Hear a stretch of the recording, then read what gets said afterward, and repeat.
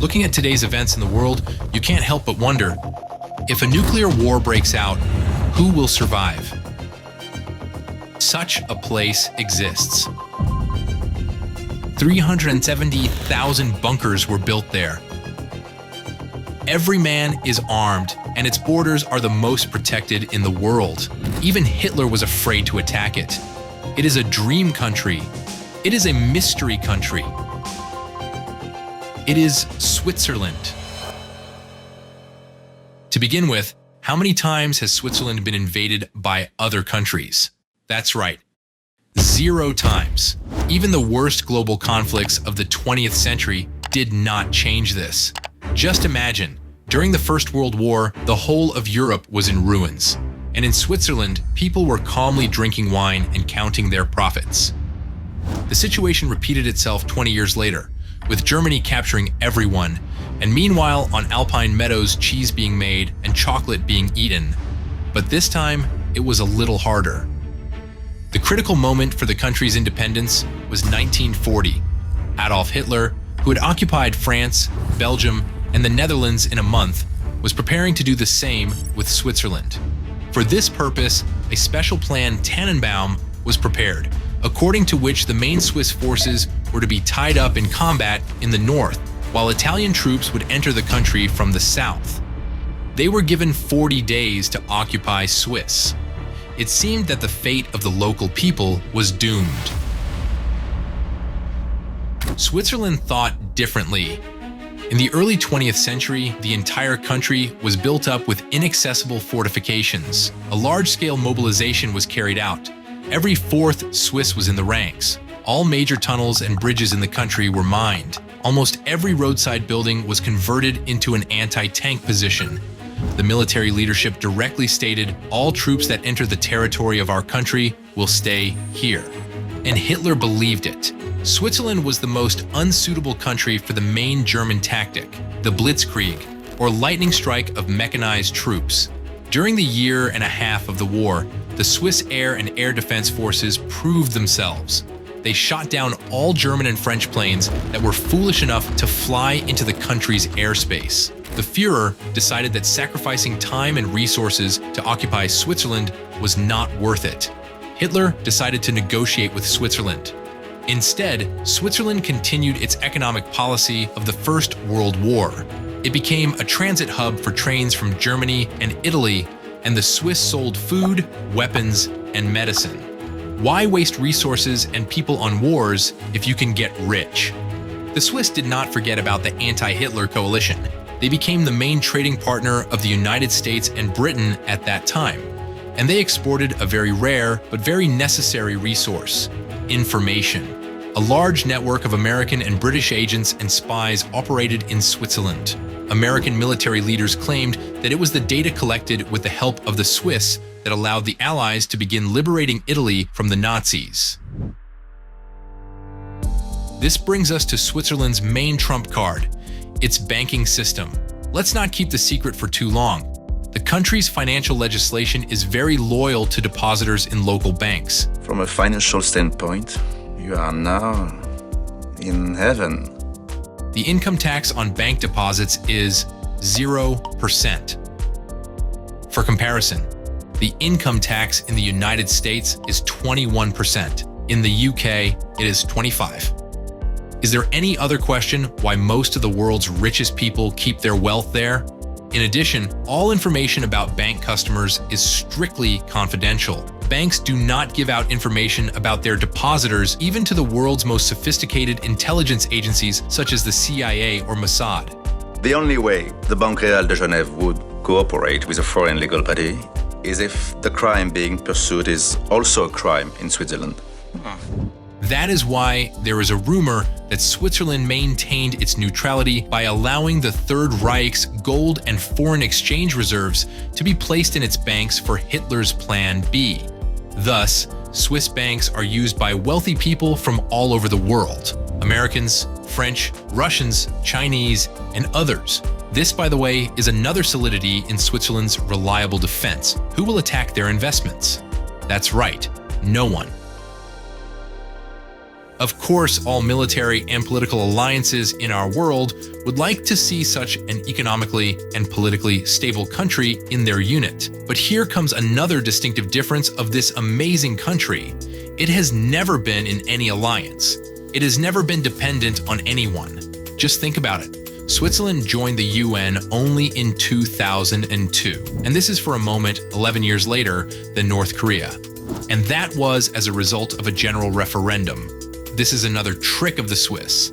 All major and fateful decisions for the country are made not through the parliament, but through direct voting by referendum, so that every citizen of the country can express their position. Similar referendums are held there almost every month. This is what direct democracy is like. You might think, neutral, rich, talking on equal terms with Hitler. Are they immortal? Of course not. They have another trump card. Geography. Switzerland is located right between the mountain ranges that are also called the Swiss Alps. This means that the entire country is surrounded by mountains. The small flat area where there are some green fields and the largest cities are located is called the Swiss Plateau. And it is located here. The local population has gotten used to this difficult territory and learned to make the most of it. Small fields are grazed by animals that produce the famous Swiss cheese and milk, which is later turned into the equally famous chocolate. Delicious and, of course, expensive, wine is grown in the mountainous areas. And the extractive mining industry enables Swiss industry to produce exquisite luxury goods, such as the famous Swiss watches, as well as bridge pylons and weapons. As you can see, almost every product that is 100% made in Switzerland is its signature. This is another, how many are there, trump card of this country. If you do something, do it perfectly. If it's perfect, charge the most money for it. As you can see, this logic really works. Now let's move on to the really interesting stuff. Do you remember that we started the video with the statement that it was Switzerland that would survive the Third World War? These are not mere guesses. These are facts that we are presenting to you in this video. And perhaps the most important factor in our confidence is the Swiss strategy. It's not enough to have a beautiful natural barrier in the form of mountains and hardworking and fighting people. You need to manage it skillfully. Since the First World War, the Swiss leadership has been preparing for potential armed conflicts, including those involving nuclear weapons. Have we told you about the defense installations? Just for a minute, that's more than 370,000 bunkers. And it's all in an area that is smaller than the state of Texas. There are less and less ways for a potential enemy to reach the heart of the country, but there are more and more explosives on existing tunnels and bridges. Every rock, slope, forest, and even a roadside house can be a camouflaged observation post with machine guns and cannons. Okay, so if we can't get it by land, we can get it by air. You might say nuclear warheads are still airborne, and here, the possible aggressor will fail. The number of high-altitude airfields from the Second World War was increased during the new Cold War. The Ring of Air Defense Systems reliably protects the country's airspace from any threat, including nuclear. And the mountains will help to survive even in the event of a detonation near the Swiss border. The shockwave will simply dissipate at the foot of the Alps. Citizens will be prepared. According to the mobilization plans, almost every man in the country is being militarized. Guided by the tasks assigned, soldiers arrive at their prepared positions as quickly as possible, whether they are infantry, aviation, or artillery.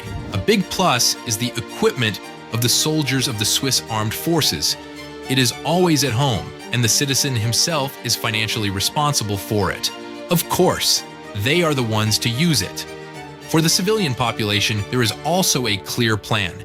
In the event of bombing, all residents quickly go down to their bomb shelters and wait for further news. Yes, to their own bomb shelters. According to Swiss law, each house must have its own bomb shelter, made according to certain standards. It's like the Valtech Corporation from the Fallout game series received a check with no amount and is fulfilling all its security fantasies. Is it a paranoia? It seems so, but is it safe? Hell yeah. In addition to these facilities, There are also public bomb shelters in the cities as well, in case the war catches you at work in your favorite office. These bomb shelters are even better prepared, with food and water supplies and tunnels to escape to the mountains. Just a reminder, in the United States, the shelter program has been closed since the late 70s. A nuclear war may be even closer now than during the Cuban Missile Crisis, but are United States better prepared than it was then? According to the latest decrees of the Swiss Armed Forces, there should be enough space in the bunkers for 9 million people. At the same time, the population of Switzerland is 8.6 million people. Who wants to be among the 400,000 lucky ones? I'm sure the thought of moving to Switzerland has crossed your mind, albeit briefly. So here's a quick guide to staying alive in case of the Third World War. You have to go to Switzerland. Live there for 10 to 14 years and learn one of the 4 languages to get citizenship. We'll give you a life hack. There is an option to cut the period in half, to get married with a local. FYI, they are cute. Switzerland is a country that has done everything to ensure that its population lives in peace, with high life quality and, most importantly, for a long time. And this calm but ready for anything nation is not afraid of any Third World War. Take care of yourself like the Swiss, and subscribe to my channel to see the next episode about how much time is left for humanity.